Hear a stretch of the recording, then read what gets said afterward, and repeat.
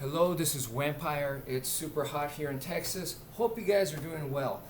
First, let me share a quick story. When I was living up in Dallas, I had a friend that was a big, strong guy, heavy, much larger than me, and much stronger than me too.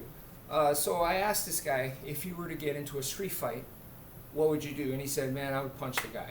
And then I said, all right, so how would you punch the guy? But I made sure to kind of like give him the setting first. So I was like, there's this guy, he's been disrespecting you, and now he feels like he's going to show in front of everybody that you're a wimp and that you're nowhere near his caliber, and he's going to beat your butt in front of everybody and show that you're beneath him.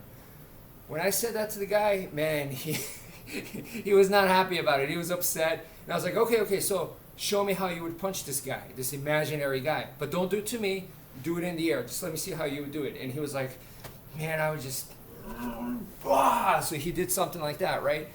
And when he did that, I mean, he was like, if I land this, I'm going to knock all of his teeth out, his face is going to be crushed.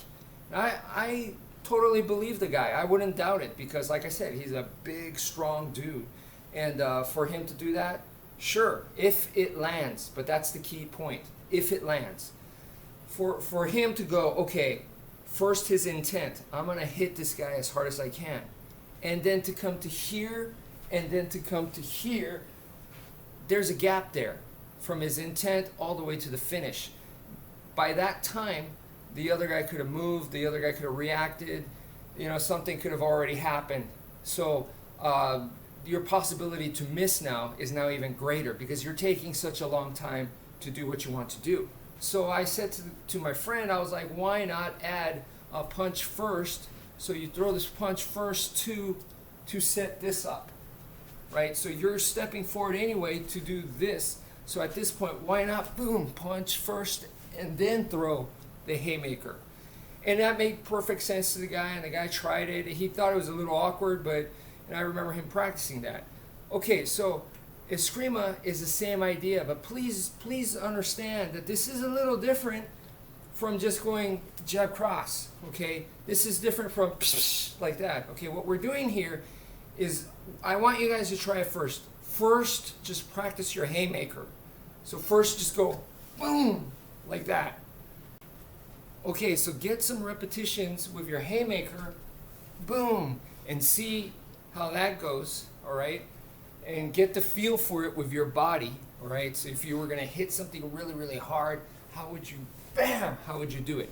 So practice this a couple of times, and then from there, now we're gonna, yes, in boxing terms, it's a jab cross essentially, but we're using the jab as a in-between from, okay, I wanna hit the guy to haymaker punch.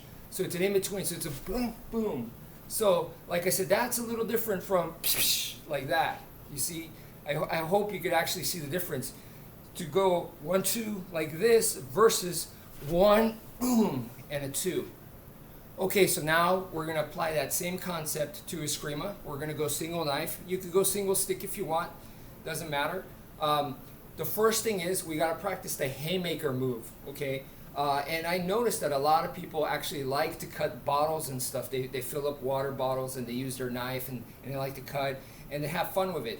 The cut that you're doing at that point is probably your haymaker, okay? Most people I see on videos, they're not going like this. I mean, they're going boom because they want the water to splash everywhere. They want the bottle to be completely severed. So you're making big haymaker motions anyway. So we want to practice that. First, you want to know what your haymaker is, okay? So you want to go, boom, practice that a couple times, make these big motions.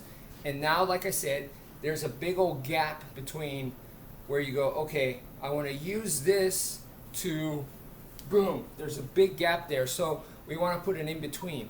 And one more thing is, in eskrima, the weapon is on the front side, as you can tell right here. Okay, this is because we use the weapon for attacking, but also for defense.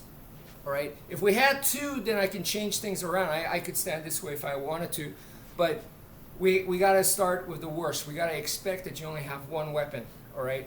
So in this case, like I said, this is the one that's going to defend and attack, so this is to the front. This is kind of like my shield and my weapon at the same time, in between my opponent and me.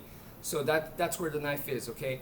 So from here, what we can do is, since this side is to the front, we're going to do a slash this way, and that is going to set up for the big haymaker, okay? So from right here, right side is to the front, and as I do a slash right here, I'm actually going to step forward, because that's what my friend did. When he wanted to throw this punch, this big old haymaker, he stepped forward to do the punch. So we're going to do the same thing. So when we do the slash right here, the left leg, not the right leg, not the right side, the left leg is going to come forward right here, okay? So just bring your left and then boom. Okay, so you start off with the right, this is your defense right here, and what you're going to do is the left leg's going to come forward, and that naturally brings this to the back, and now you could do your haymaker, okay? So let me try to get a little bit of backup from here. So this is defense right here, and then from here, you're going to step in. You're going to step in right there to set up for the haymaker. But as you step in, there's that slash, and then boom, there's your big old haymaker cut, which I actually call the demo cut, because it's the same cut that you're probably going to do in a demonstration where you're cutting water bottles or just test cutting stuff. Alright, so I hope that makes sense to you guys. Please try it out. Thank you for watching, and take care, folks.